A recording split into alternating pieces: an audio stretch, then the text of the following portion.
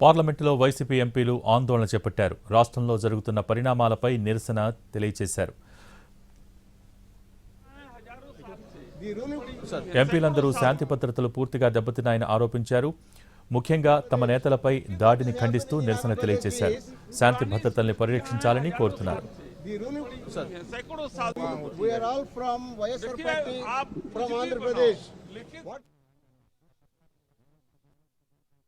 Attacking all rivals, including my YSR party workers, leaders.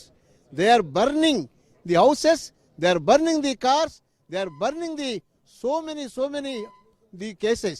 And what I want is, even they maintain a separate constitution, Red Book Rajyangam. That's why we want justice. We want the Honorable Prime Minister, the Home Minister to intervene and control the land order. You know what is happening? The police are also becoming spectators. They are not controlling the land order. They are helping the ruling party and see that all the people will be in almost turmoil, and they are looting the houses of the leaders.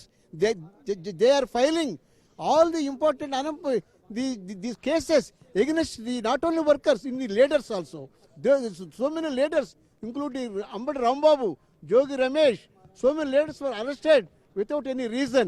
That's why we want Honorable Prime Minister to intervene and see that the land order should be restored in AP. ఆంధ్రప్రదేశ్లో కూటమి ప్రభుత్వం గత 19 నెలల నుంచి కూడా YSR Congress party కార్యకర్తల మీద, YSR Congress party నాయకుల మీద అక్రమ కేసులు పెట్టి జైల్లో వేయటమే కాక దారుణంగా అటాక్ చేసి కార్యకర్తల్ని, కుటుంబ ప్రభుత్వ పార్టీ వర్కర్లు అటాక్ చేసి చంపే పరిస్థితులు ఉన్నా కూడా పోలీసులు ఎటువంటి చర్యలు తీసుకోవట్లేదు.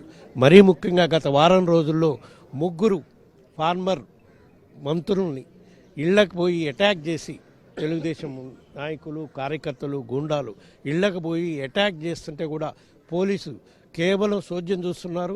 సోద్యం చూడటమే కాకుండా వాళ్ళు అటాక్ చేస్తానికి ఇంకా ఫెసిలిటేట్ చేసే కార్యక్రమం చేస్తున్నారు, కానీ లా అండ్ ఆర్డర్ని కంట్రోల్ చేయట్లేదు. 3 మాజీ మంత్రుల్ని అటాక్ చేయడం జరిగింది. ఒకరు విడుదల రజనీ గారిని అటాక్ చేయడం జరిగింది చిలకలూరుపేటలో. 2 అంబటి రాంబాబు ఫార్మర్ మినిస్టర్ని అటాక్ చేయడం జరిగింది.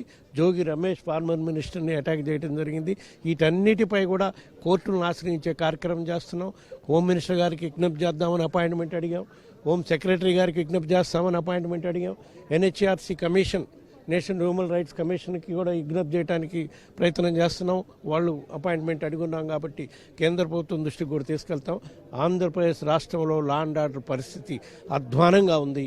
పోలీసుల సమక్షంలోనే కార్యకర్తల్ని, నాయకుల్ని, మాజీ మంత్రుల్ని కొట్టి వాళ్ళ ఇళ్లను తగలబెట్టే పరిస్థితున్నా కూడా పోలీసు ఎటువంటి చర్యలు తీసుకోవట్లేదు. కాబట్టి కేంద్ర ప్రభుత్వం ఇంటర్వ్యూన్ అయ్యి లా అండ్ ఆర్డర్ పరిస్థితి చక్కబెట్టాలని చెప్పి కేంద్ర ప్రభుత్వాన్ని డిమాండ్ చేస్తూ ఉన్నాం. The ruling party in Andhra Pradesh